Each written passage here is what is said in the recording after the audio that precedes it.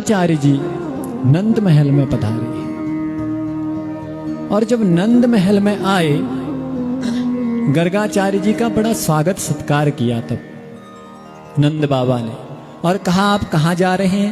तो कहा मैं पास के ही गांव में जा रहा हूँ नामकरण करवाने। तब तो यहाँ बाबा को याद आया कि हमारे बालकों का भी नामकरण संस्कार अभी संपन्न नहीं हुआ है। तब अनुनय विनय करने लग गए और कहने लग गए कि हमारे बालकों का भी नामकरण संस्कार यदि आपके द्वारा हो जाता तो बड़ा उत्तम होता। तब गर्गाचार्य ने कहा कि मैं तो यदुवंशियों का पुरोहित हूं, और अगर कहीं कंस के दूत यत्र तत्र भ्रमण कर रहे हैं, उन्हें पता चल गया कि मैंने तुम्हारे लाला का नामकरण संस्कार किया है, तो कहीं वो ये न समझ ले कि देवकी वसुदेव के संतान नंद बाबा के घर में है और वो इन बालकों को मारने के लिए असुरों को भेज देगा। इसलिए मैं नामकरण तो करूंगा परंतु गुप्त रूप से। कहाँ करूंगा? गौशाला में। तब नंद बाबा ने कहा कि जैसी आपकी आज्ञा होगी वैसा ही होगा गुरुवर। और नंद बाबा माता यशोदा और रोहिणी जी को आश्वस्त करके गए कि आइए, गर्गाचार्य जी आए हैं, बड़े विद्वान ब्राह्मण देवता है, और ब्राह्मण देवता बड़े विद्वान हैं, इसलिए उनके द्वारा हमारे लालाओं का नामकरण संस्कार संपन्न होगा। आज बहुत भीड़ है, स्वयं कैल कैल देखो कात होने कभी है को छुन जो पहले दिन पधार रही काथ में। हाँ, आप तो दूर से आए होंगे। हाँ, आप से नहीं, जो यहीं के हैं आस पास के हमारे पड़ोसी वर्ग जो है आप बेरात स्वयं तो नहीं हो, भगवान शिव जी तो नहीं कोई शिवालय में कात चल रहे हो तुम ले या वहां तुम बिना सुना सुना लगनो वहां है। बोले बाल कृष्ण लाल की जय। तो यहां गर्गाचार्य जी नंद बाबा को लेकर के गौशाला में गए हैं, और रोहिणी मैया और यशोदा मैया ने जब ये सुना कि बड़े विद्वान हैं तो अपने पुत्रों को बदल लिया उन्होंने। यानी कि रोहिणी मैया के गोद में जो बैठा है वो यशोदा का लाला है, और जो यशोदा के गर्भ गोद में है वो रोहिणी मैया का लाला है। रोहिणी मैया कहती है बहन बड़े विद्वान आए हैं, अगर विद्वान होंगे तो पहचान लेंगे, कृपया बातें न करें। शांति व्यवस्था है यहाँ बेले हुई घर प्रपंच सुन। अभी हमारे ज्येष्ठ भ्राता जी ने आपको कथा प्रारंभ होने से पूर्व सुंदर उद्बोधन किया था है? जब कोई व्यक्ति बोलता है और विशेष अनुग्रह के साथ अपनी वाणी को व्यक्त करता है तो उसकी मान लेना ये किसका कर्तव्य है? मनुष्यों का कर्तव्य है।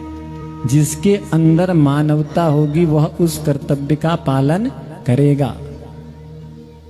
जिसके अंदर विवेक बुद्धि होगी वो सुनकर के पालन करेगा है? और जो सुनकर के भी पालन नहीं करेगा फिर क्या होगा है? चलिए, इसलिए समझिए, थोड़ा सा शांति की व्यवस्था बना करके कथा सुनने के लिए आए हैं तो कथा सुने। व्यथाएं तो हम नित्य ही करते हैं। अल्लाह बाट में जान लगे फिर व्यथा कर लिया, लेकिन यहाँ जदू देर बैठी उदू देर आप जीवन में चरित्र को सुनबे। ये भागवत कोई मनोरंजन के लिए नहीं है, इससे मनोमंथन होता है, और मनोमंथन तभी संभव है जब हम ऐसे पवित्र चरित्रों को अपने हृदय में उतार करके उनका बार बार स्मरण मनन चिंतन करेंगे। यह कान बाट सुटबे वो कान बाट नहीं निकालना है।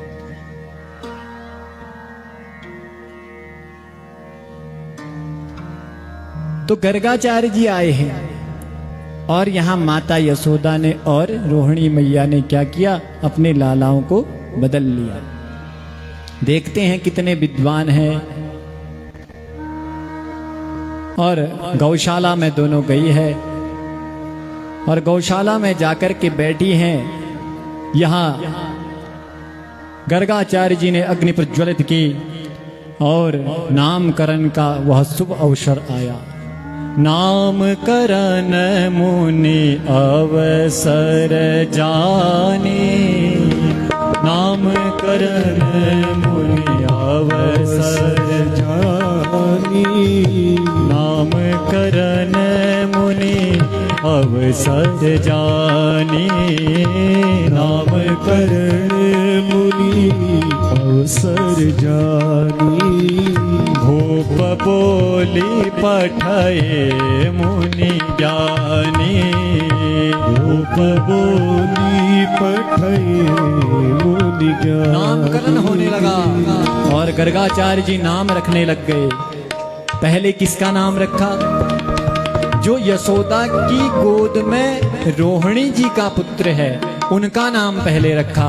और नाम रखते हुए कहते हैं, अयम हि रोहिणी पुत्रो रमयन् सुहृदो गुणे, अयम हि रोहिणी पुत्रो रमयन् सुहृदो गुणे। आख्यास्ते राम इति बलाधिक्यात् बलं विदो, आख्यास्ते राम इति बलाधिक्यात् बलं विदो, बलाधिक्यात् बलं विदो।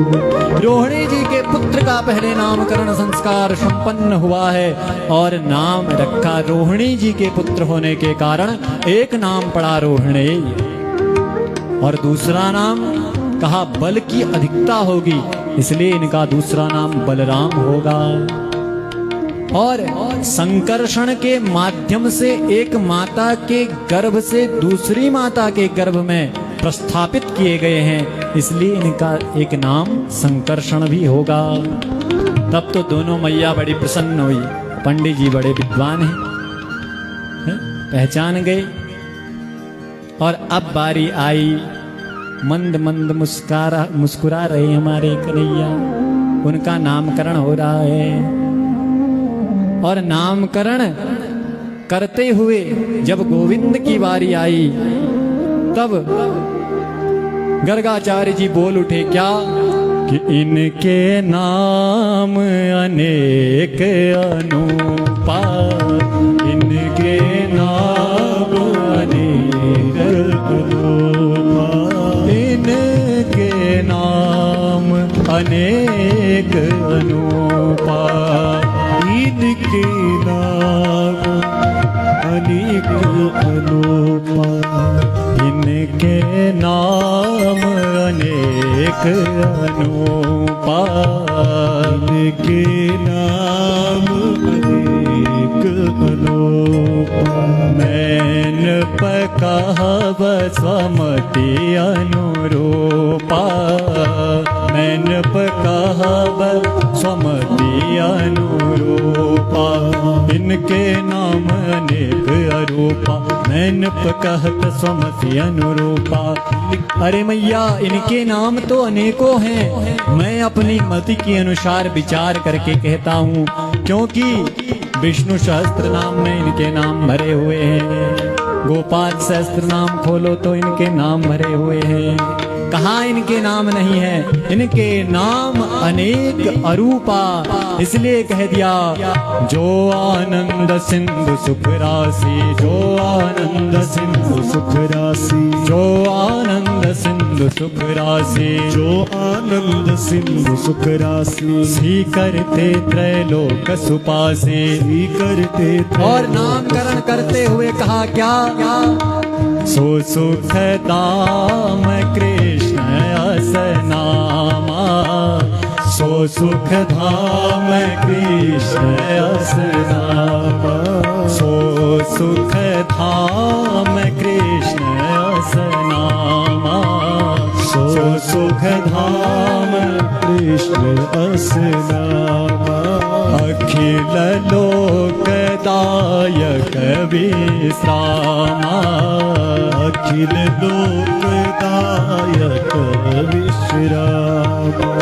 बहूनि सन्ति नामानि रूपाणि सुतस्य ते, बहूनि सन्ति नामानि रूपाणि सुतस्य ते।